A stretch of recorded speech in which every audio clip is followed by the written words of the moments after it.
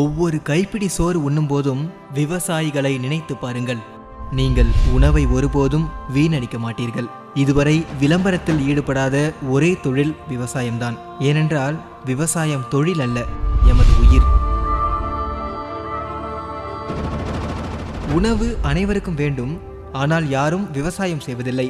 தண்ணீர் அனைவருக்கும் வேண்டும், ஆனால் யாரும் அதை சேமிப்பதில்லை. நிழல் அனைவருக்கும் வேண்டும், ஆனால் யாரும் மரம் வளர்க்க மாட்டார்கள். இந்த உலகம் ஒரு நாள் நிச்சயமாக இவர்களை தேடும்.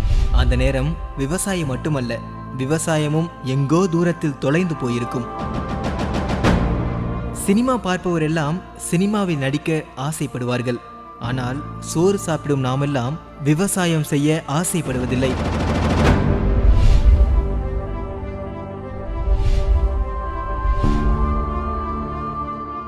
இந்த ஊரு எங்க சொந்த ஊர், கோயில் எங்க குலதெய்வம். இனி எல்லாமே நாங்க தான் காட்டடா.